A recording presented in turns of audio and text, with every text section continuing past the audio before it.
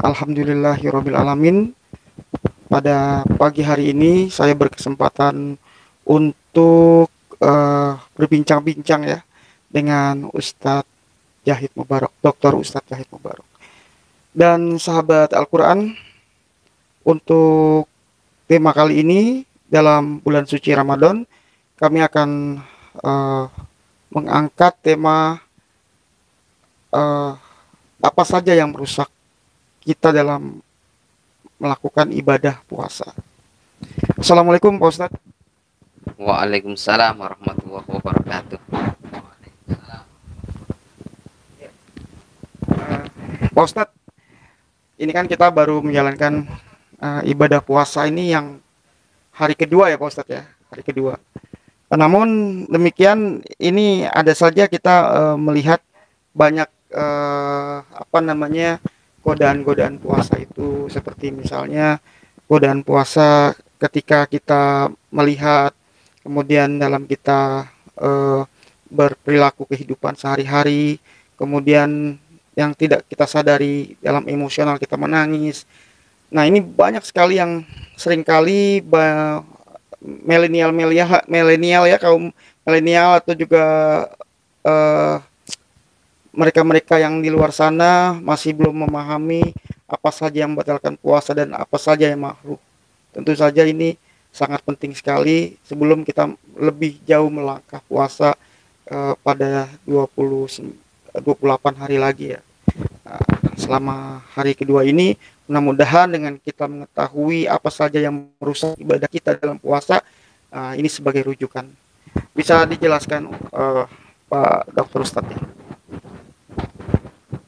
Baik, para pemirsa yang saya muliakan, saya hormati, bahwa perintah puasa ini menjadi kewajiban bagi setiap kaum muslimin yang sudah balik.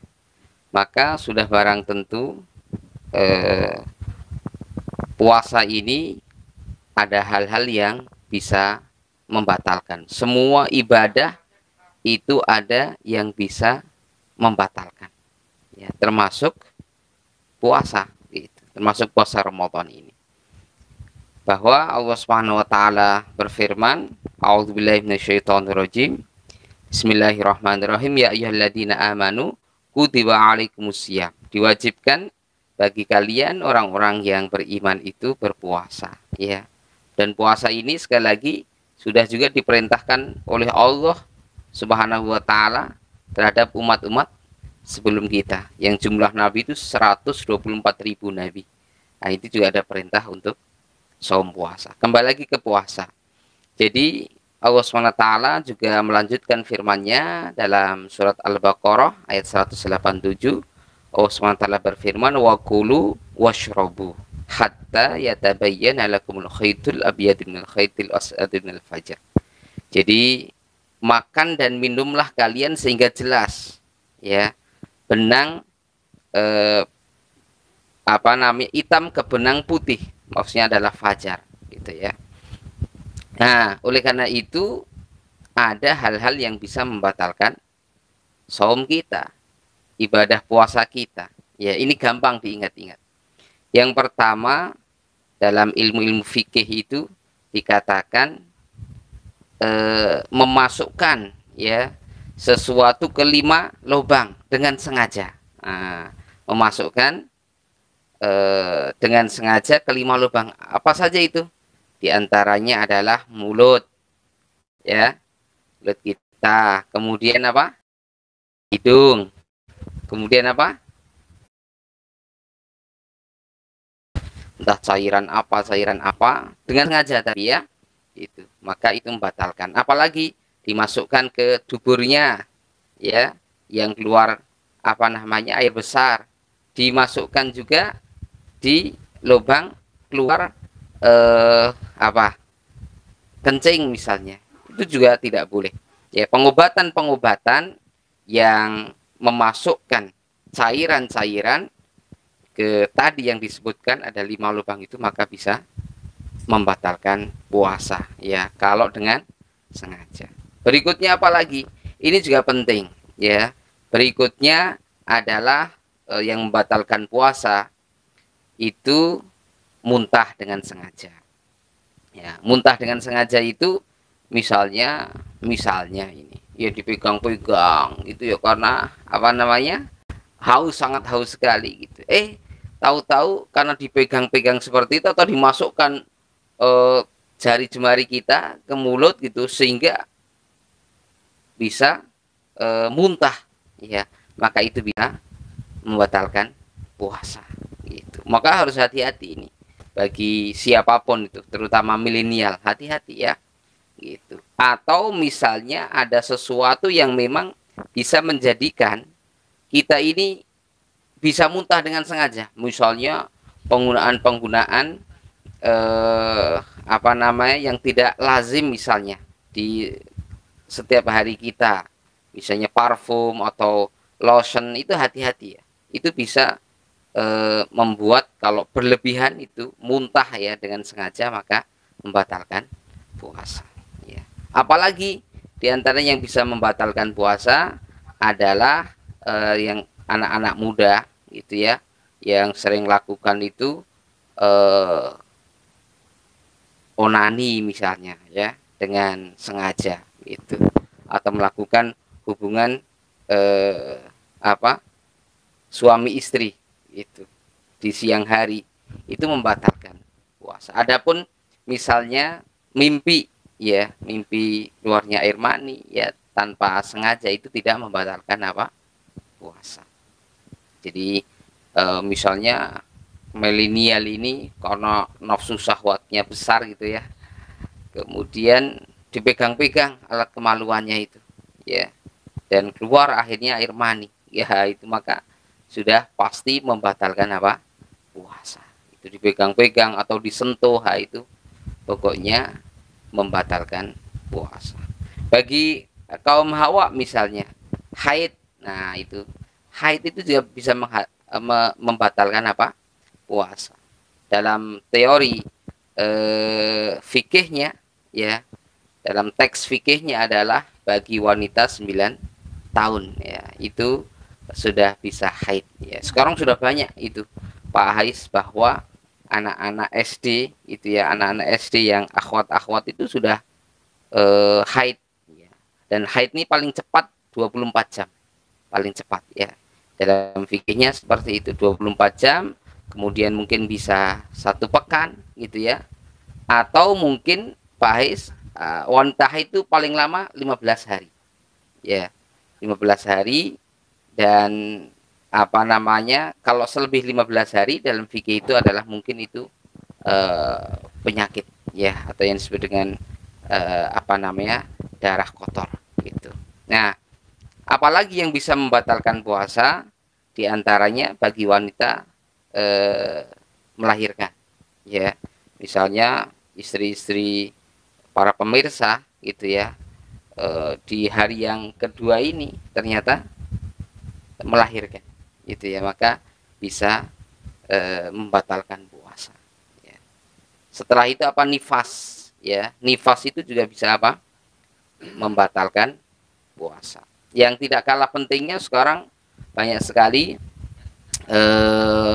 viral ya, kemana-mana itu banyak orang yang keluar dari agama Islam, nah, namanya murtad, itu bisa membatalkan puasa.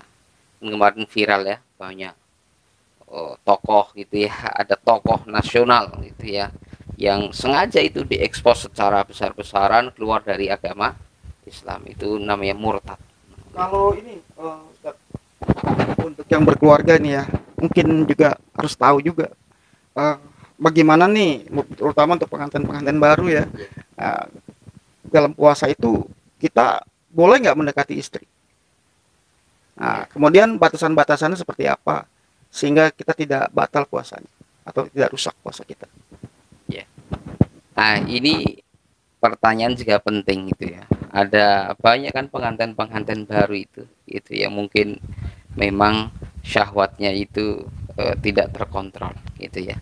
Maka itu sesungguhnya puasa itu bisa mengekang hawa nafsu kita sesungguhnya gitu ya. Namun ada sebuah riwayat ya yang sahih dari Rasulullah SAW, ada seorang sahabat itu radhiyallahu an yang melihat istrinya itu tidak kuat itu, akhirnya melakukan hubungan suami istri di bulan Ramadan. Maka akhirnya datang pada Rasulullah, ya Rasulullah, ya kami melakukan hubungan suami istri di bulan Ramadan gitu. Maka Nabi Sallallahu Alaihi Wasallam bersabda, yang melakukan hubungan badan suami istri di bulan Ramadan, maka dia harus mengganti gitu ya, mengganti puasa selama 2 bulan berturut-turut tuh. Coba itu. Ini sebagai hukuman setiap hari. Ya. Misalnya dia hanya sekali aja di bulan Ramadan ini. Enggak, maksudnya harus gantinya. Iya, harus berturut-turut. Jadi 2 bulan berturut-turut. 60 hari berarti. Ya, 60 hari berarti. Ya, 60 hari. Bagaimana kalau batal misalnya sudah sampai 50 hari batal, ngulang lagi. Nah, ngulang lagi dari awal gitu. Jadi itulah kenapa Islam ini gitu ya memberikan hukuman seperti itu, karena sedang melakukan misi, yaitu misi taat kepada Allah Subhanahu wa taala. Jadi ketaatan kepada Allah itu pun tergantung Allah. Ya. Kalau di luar bulan Ramadan melakukan hubungan suami istri, maka malah berpahala, dapat pahala kan? Gitu. Tapi kalau di bulan Ramadan malah berdosa gitu. Begitu juga kita makan nih di luar bulan Ramadan misalnya jam 9, jam 10 dapat pahala malahan untuk kuat badan kita. Fisik kita kuat untuk bekerja beribadah kan, dapat pahala. Tapi kalau dilakukan di bulan Ramadan maka itu menjadi dosa. Ya. Sebenarnya Al-Qur'an sudah mengatakan ya, bagi pasangan usia-usia muda ya ditahan dulu lah. Sampai kapan? Sampai terbitnya gitu ya, atau tenggelamnya matahari di barat ya. Ketika sudah adzan Allahu akbar gitu, boleh langsung ya mendekati istri walaupun belum buka ya. Jadi bukanya dengan melakukan hubungan suami istri yang membatalkannya itu boleh itu. Itu di dalam. Jadi kalau misalnya cuman bermesra-mesraan sama istri ya, kalau sampai keluar itunya air air maninya, maka membatalkan ya. Maka khusus di bulan Ramadan itu ibadahnya harus betul-betul. Saya lanjutkan kisah tadi, sahabat tadi akhirnya menghadap Nabi dan Nabi mengatakan, oh hukumannya begitu ya, hukumannya adalah puasa ya dua-duanya ini 2 bulan berturut-turut ya, jadi 60 hari.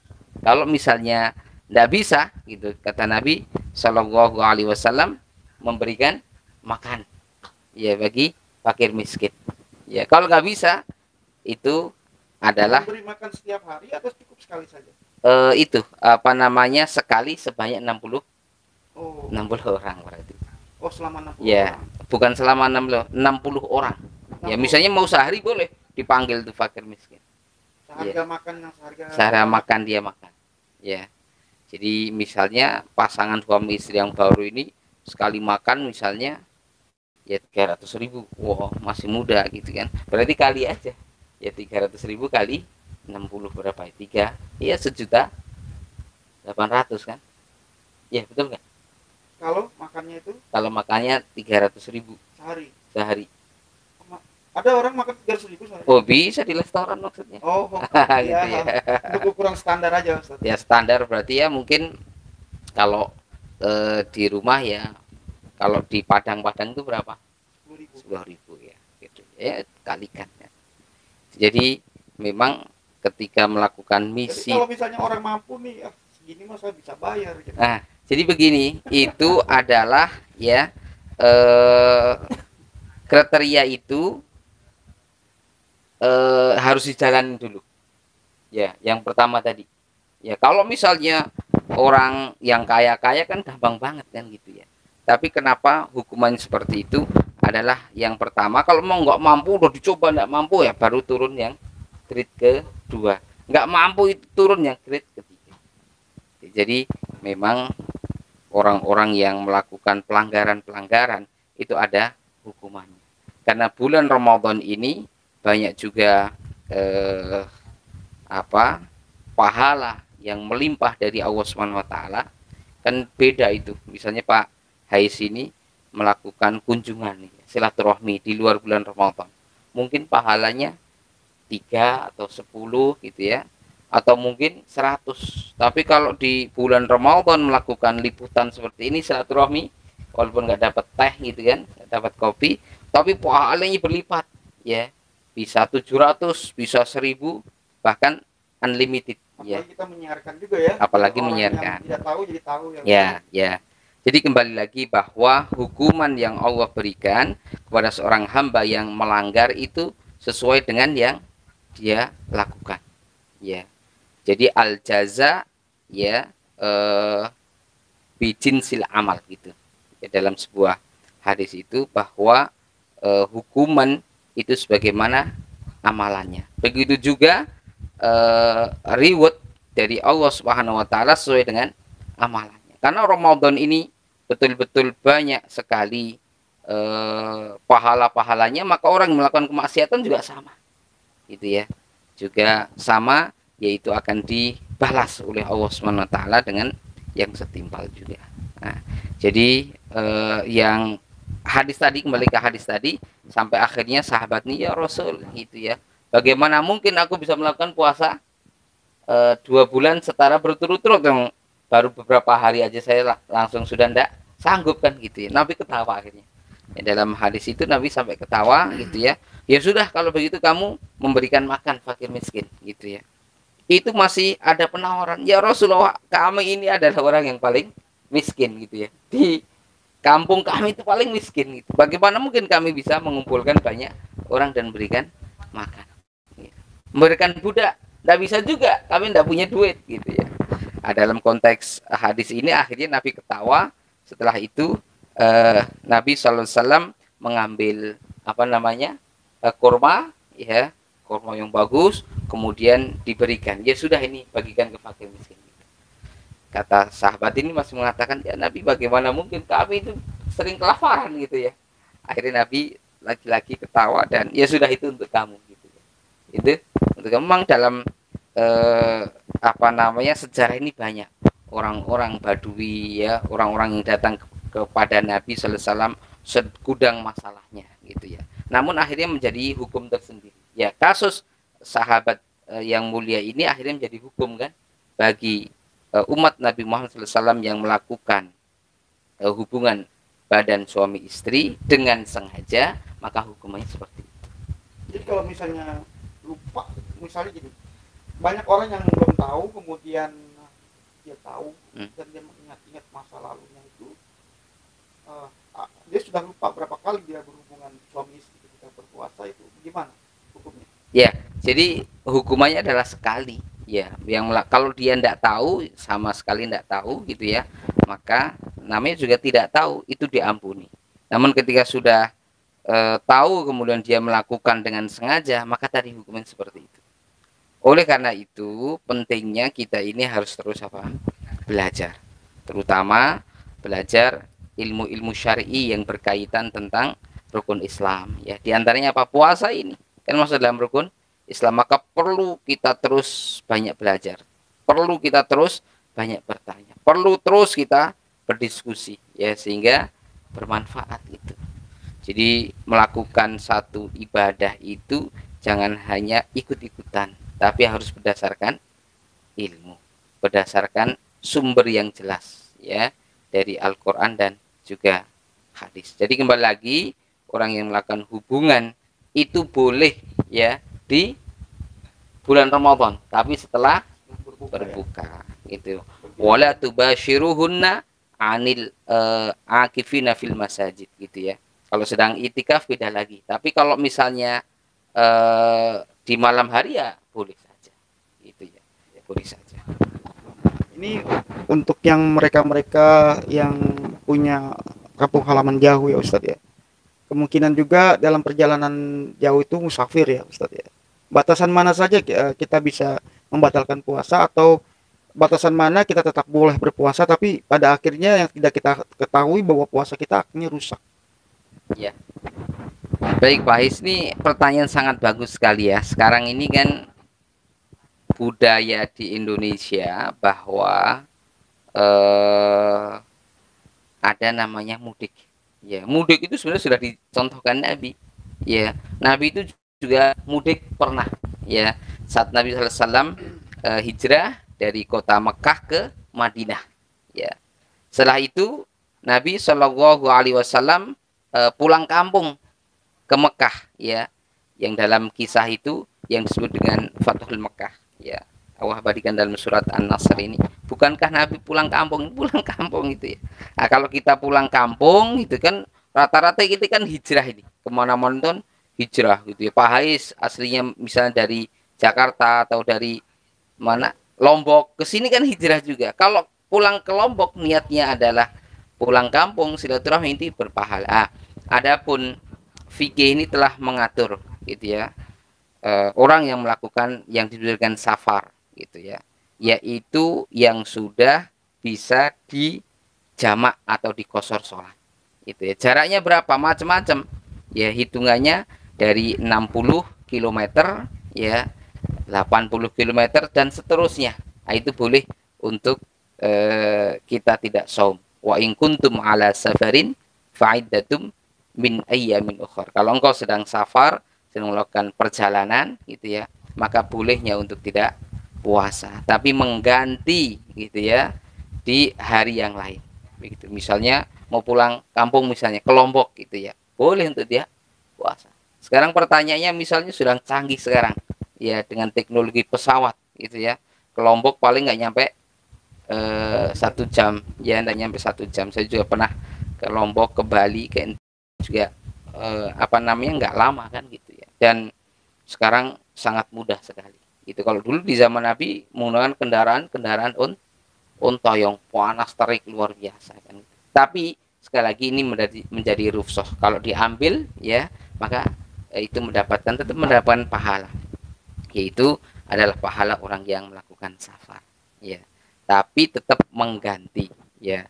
Fa'iddatum min ayyamin ukhor, yaitu mengganti bilangan yang ditinggalkan saat misalnya safar berapa hari nih itu, oh ternyata safarnya itu 3 hari ya, maka 3 hari itu yang diganti ya di luar bulan Ramadan, bukan di Ramadannya gitu ya, tapi di luar bulan Ramadan. Demikian mungkin ya yang mau bepergian ya, mau safar tapi safarnya harus bermanfaat nih. Kita ingatkan jangan hanya safarnya tidak ada manfaatnya. Contohnya apa safar tidak ada manfaatnya? Yaitu melakukan perjalanan rekreasi. Ya, rekreasi tapi tidak ada manfaatnya, misalnya untuk maksiat misalnya. Rekreasi atau perjalanan misalnya tanda tangan. Ya, tapi tanda tangannya ini proyek yang untuk mengkorupsi misalnya. Itu perjalanan yang tidak bermanfaat namanya. Maka itu berdosa. Ya, berdosa ya. Misalnya tidak puasa berdosa dia, dan perjalanannya pun juga dosa. Demikian Pak. Kemudian Pak Ustadz ada juga beberapa pertanyaan-pertanyaan di kalangan masyarakat kita.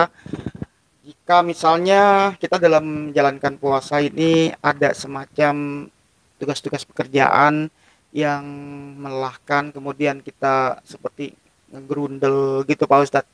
Waduh, ini saya harus begini begitu gitu kan, atau kita juga punya perasaan-perasaan yang tidak mengenakan terhadap istri misalnya atau suami atau kepada orang lain gitu ya Pak Ustadz. Apakah ini juga bisa merusak pahala puasa? Baik, terima kasih. Ini pertanyaan juga sangat bagus ya, bahwa Ramadan ini kan disebut dengan syahrun mubarakun ya, bulan yang penuh keberkahan. Bahkan kita sering menyebutnya bulan suci gitu ya. Jadi namanya bulan suci, kita betul-betul harus suci jiwa gitu ya, suci badan dan suci segala-galanya, termasuk lisan kita, penglihatan kita, pendengaran kita. Ini milenial gitu ya, hati-hati sekarang banyak sekali yang bisa ya mengurangi banyak pahala puasa. Di antaranya tadi yang disampaikan, ngegrundel misalnya, suami istri ngegrundel misalnya di bulan Ramadan, itu bisa berkurang pahala puasanya gitu ya. atau ghibah misalnya, membicarakan orang lain gitu ya. Ghibah itu membicarakan orang lain, yang orang lain itu kalau dibicarakan nggak senang, kita pun kalau dibicarakan nggak senang, itu namanya ghibah. An-namimah, mengadu domba misalnya, ini juga pesan ya, terkhusus kepada politikus itu. Nah, para politikus itu hati-hati tuh di bulan Ramadan, tidak hanya di bulan Ramadan aja, di luar bulan Ramadan juga sama ya. Namanya mengadu domba itu salah satu dosa besar ya. Jadi diantaranya nanti orang yang sering mengadu domba itu, Pak Hais, itu akan dihukum di kubur, itu akan dihukum ya, sebagaimana sabda Rasul yang sahih, bahwa Rasul saat itu berjalan gitu ya di satu tempat, dan di situ ada kuburan ya. Nah, itu kendaraan Nabi tidak mau berjalan, kuda Nabi itu meringkik-ringkik terus. Setelah diperiksa Nabi, ternyata ada kuburan di situ. Para sahabat bertanya, ya Rasul, apa yang terjadi, kok kendaraan tidak bisa maju gitu, tidak bisa jalan. Nabi kemudian periksa, ternyata di situ ada kuburan ya, dan dilihat kuburan itu dengan wahyu dari Allah SWT. Nabi mengatakan, nah ini diantaranya disiksa di alam kubur karena dia selalu mengadu domba, wa kana yamshi bin namimah gitu ya. Jadi dia sering mengadu domba, ini hati-hati ya. Kembali lagi ke dalam pertanyaan tadi, itu bisa ya mengurangi ya pahala puasa gitu ya. Tapi kalau melakukan ghibah, yang ngegrundel banyak, melakukan namimah misalnya itu dengan media sosialnya, itu lama kelamaan kan bisa terkikis itu pahala itu, dan bisa habis, bahkan bisa nol, bahkan bisa minus, karena terambil terus kan ya, terambil oleh keburukan-keburukan itu gitu. Maka ayo kita betul-betul sucikan lisan kita, telinga kita, penglihatan kita, bahkan hati kita. Kita sucikan betul ya, sebagaimana bulan suci Ramadan gitu. Ya. Ya. Ini pertanyaan kembali nih Pak Ustadz ya, yang sering kali kita temui di masyarakat. Seringkali ini kan memang media sosial merupakan sudah menjadi sebuah kebutuhan dari kaum milenial ya. Kira-kira nih batasan-batasan apa saja kita bisa memposting di media sosial agar puasa kita tidak rusak? Baik, para millennials yang saya cintai dan saya banggakan, sekarang ini media ini memang super cepat. Jari jemari kita itu harus kita manfaatkan sebaik mungkin agar menjadi jariah, tapi jariah kebaikan. Jangan sampai menjadi jariah keburukan. Ya, para milenial khususnya yang sekarang sudah tidak gaptek dengan teknologi gitu ya, maka harus ekstra hati-hati ya, menposting, men-share hal-hal yang belum jelas gitu. Kalau belum jelas maka tinggalkan, karena setiap share yang itu berbau maksiat itu pasti dosa. Mengeser yang itu tidak tahu kebenarannya ya, itu bisa jatuh pada mengadu domba, maka itu juga berdosa gitu. Maka oleh karena itu, mari kita betul-betul manfaatkan teknologi ini ya, manfaatkan media sosial yang sekarang super mudah ini untuk melakukan amal-amal kebaikan ya. Jangan sampai akhirnya jari jemari kita ini ya, itu nanti akan berbicara itu. Sebagai konsep dalam ayat surat Yasin, yang mungkin para pemirsa, para pendengar gitu yang sudah bisa membaca gitu ya, itu kan ada nyanyian sangat ini Pak Hais, sangat terkenal dari Chrisye itu ya. Itu bahwa Chrisye ini menyanyikan ya satu konsep dalam surat Yasin ya, al yawma akhtimu ala afwahim wa tukallimuna aydihim wa tashhadu arjuluhum bima kanu yaksibun, kan gitu ya, bahwa nanti mulutnya dikunci, tangannya berbicara, semuanya berbicara. Ini hati-hati ini ya. Jadi kalau tangan kita enggak, saya enggak, wah nanti mulut kita dikunci, tangannya berbicara, betul-betul berbicara, sehingga tidak mungkin kita ini akan selamat dari mizan ya, dari pengadilan dari Allah Subhanahu wa taala. Maka ekstra hati-hati, mari kita sekali lagi jaga sebaik mungkin, kita jadikan puasa kita adalah puasa yang berkualitas, ya, berkualitas, mengikuti perintah-perintah Nabi sallallahu alaihi wasallam, dan pahalanya kita juga harus berkualitas, dan kuantitasnya juga harus banyak. Maka mari kita jaga diri kita jaga keluarga kita, ya, kita jaga masyarakat kita dari hal-hal yang bisa membatalkan puasa atau juga mengurangi pahala-pahala puasa. Puasa kita ini pahalanya itu bisa berkurang loh itu. Ya, dan kalau bisa berkurang terus menerus karena akibat kesalahan-kesalahan kita, dosa-dosa kita, maka bisa kita nol gitu ya. Dapat pahalanya apa? Nol gitu. Ya, bahkan bisa minus, hati-hati ini. Gitu ya. Oh, seakan-akan pahala kita banyak sekali di hari ini misalnya, tapi karena banyak tadi riba, membicarakan aib orang lain, ya, kemudian men-share hal-hal yang tidak jelas atau berbau maksiat misalnya, itu ya, mengadu domba dan lain sebagainya, itu menjadi bahaya tersendiri, gitu ya, dalam pelaksanaan ibadah saum Ramadan kita. Demikian. Baik, demikianlah apanya advis ya, nasihat dari Dr. Ustadz Jahid, di mana apa saja yang bisa merusak ibadah puasa kita, tentu saja pakem-pakemnya sudah kita ketahui. Mudah-mudahan ini sangat bermanfaat untuk sahabat bintang Al-Quran semua. Dan tentu saja hal ini akan kita lalui selama 1 bulan penuh, dan batasan-batasan mana saja yang harus kita bisa lakukan selama beribadah, semoga bisa dijalankan dengan baik, sehingga puasa kita menjadi puasa yang afdal ya, diterima ya. Perbincangan pagi ini saya dengan Dr. Ustadz Jahid Mubarok dilakukan di kediamannya di kawasan Villa Mutiara, Tanah Serial, Mekarwangi, Kota Bogor. Dan tentu untuk latar belakang Dr. Ustadz Jahid ini adalah dosen UIK ya, Ustadz ya. Selain aktif di UIK, di mana lagi Ustadz? Di MUI ya? Ya, sekarang kita jadi ketua, ya, salah satu ketua di MUI ini, walaupun belum dilantik, ya, tapi insya Allah ada pelantikan di bulan Ramadan. Oh, jadi Ustadz mau jadi ketua MUI Kota Bogor? Jadi begini, MUI ini ada ketua umum dan ketua-ketua yang menggarisbawahi ke bidang. Ya, saya salah satu ketua yang menggarisbawahi bidang. Jadi ada ketua umum, ya. Jadi kalau nanti disebutkan misalnya di pusat itu ya ketua, kan ketua umumnya satu. Ya, tapi ketua-ketua yang bawahi bidang ini kan banyak. Saya diantaranya ketua yang menggarisbawahi bidang. Ya, jadi juga disebut ketua. Nah, gitu, ketua juga gitu ya. Makanya media itu kalau menulis pasti namanya ketua umum kalau yang berbicara ketua umum, tapi kalau yang berbicara ketua seperti saya tetap ditulisnya apa?